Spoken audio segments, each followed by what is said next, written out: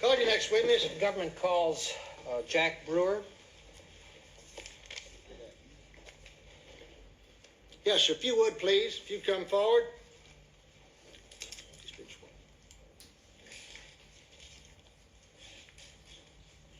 You're Mr.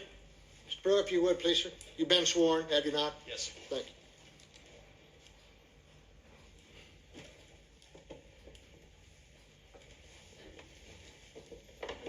Good afternoon, sir. Where do you presently reside, Mr. Brewer? Right now, I presently reside in the city of Austin, Texas. Okay. Mr. Brewer, directing your attention to Friday, November the 22nd, 1963, the day President Kennedy was assassinated, were you the manager of Hardy's Shoe Shop at 213 West Jefferson Boulevard in Dallas? Yes, that's correct. How did you find out about the assassination, Mr. Brewer, that day? I had been listening to the presidential arrival and the parade on transistor radio, and then they broke in and said that the president had been shot. About 45 minutes or so later, that is around 1:15 in the afternoon, was it also reported over the radio that a police officer had been shot in the Oak Cliff area of Dallas? Yes. Is Oak Cliff the area in which your store was located? Right. Yes. Would you describe what happened after you heard on the radio that an officer had been shot? Shortly after that, there were police cars, sirens, I heard, that were traveling down Zangs and Jefferson Boulevard. Westbound on Jefferson? Yes. Right. And a short time later, this man walked into the lobby of my store. Did you get a good look at his face? Yes, I did. How far away were you from him? Probably around 10 feet. Okay, A2, photograph Mr. Oswald. That's Lee Harvey Oswald, of course. Is he or is he not the man that was standing in front of your store on the occasion in question? Yes, that is. Okay, could you describe his physical appearance? Well, his hair was somewhat messed up. He looked as though he had been running. He looked scared. Okay, did you feel there was anything suspicious about him apart from his physical appearance? Well, the fact that he was standing and facing me with his back to the street while all of the commotion was going on outside, I thought that quite unusual. Did you get the impression that he was trying to ignore the police sirens? Exactly, yes. Did the police cars eventually make a U-turn on Jefferson and start going eastbound? Yes, they made their U-turn, and when they did, Oswald, or the man that stepped into the recessed area, looked over his shoulder, seemed to make sure that they had gone by, and then stepped out back onto the sidewalk and walked up toward the Texas Theater. How far is the Texas Theater from your store? It's in the same block, approximately 50, 60 yards. So he started walking towards the Texas Theater. What did you do at that time? I stepped out from my store and stood on the sidewalk and watched him walk up toward the Texas Theater and saw him enter the theater. And about how far away were you from him at that point? I was still in front of my store and watched him enter the theater. And thereupon you After proceeded he entered towards the theater, I walked up to the theater, asked the cashier if she had seen him or in fact sold him a ticket. She said no, she hadn't, that she had been out on the sidewalk too watching the police cars. And What's the next thing that happened? I went inside and the gentleman that worked the concession was there. I asked him to go with me. We looked through the balcony, through the lower floor. I did not see him.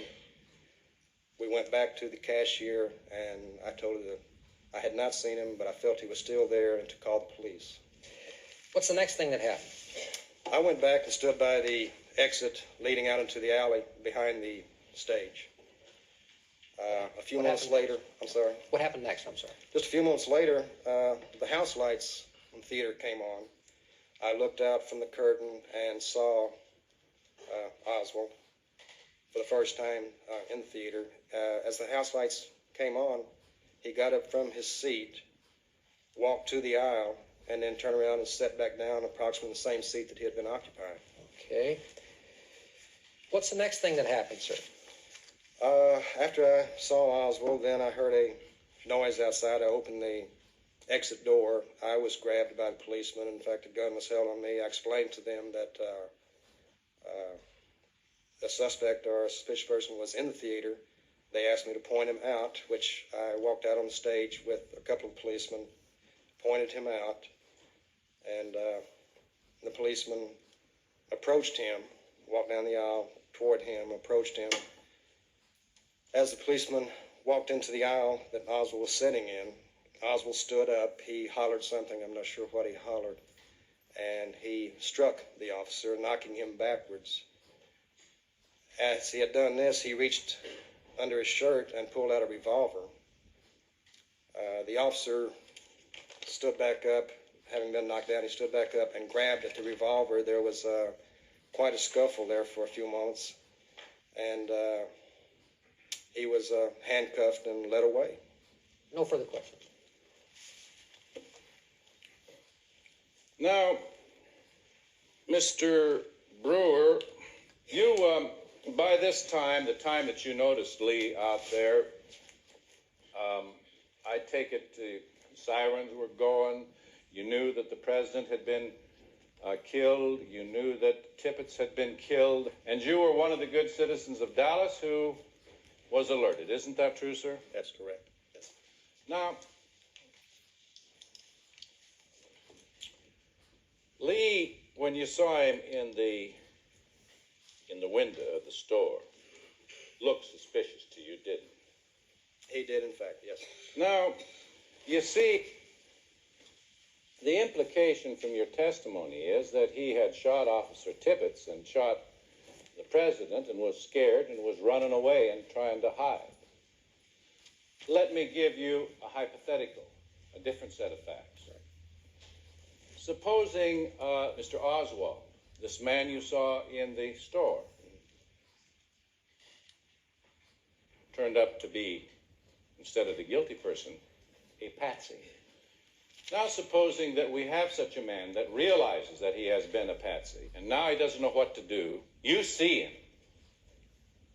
Now when you see him, would the expression on his face that you saw, that is one of fear, be consistent, not only on the one hand with a man who had killed the president, but on the other hand, a man who was innocent but was set up as a patsy?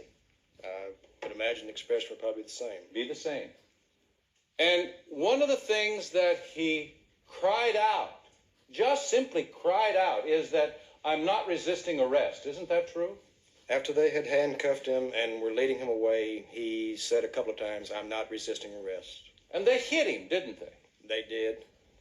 And he was trying to protect himself by saying, I'm not resisting arrest, didn't he? Yes. Thank you. Did you get a chance to look at the man's face as they hauled him out of the theater? Yes, I was no more than 3 or 4 feet from him as they took him out. You never will forget it, will you, Mr. Brewer? No, I won't. It was a man that was in abject terror. Isn't that true, sir? He was in terror and a state of confusion, yes. Thank you very much. When those officers converged on Lee in the theater, you heard one of the arresting officers say, kill the president, will you? Didn't you? I testified, yeah, I did, yes. But he was in there purportedly escaping from the Tibbetts murder, wasn't he? I mean, that's what people said, is that he must have run in there to hide from the Tibbetts murder. Isn't that right? I'm sure he must have, yes.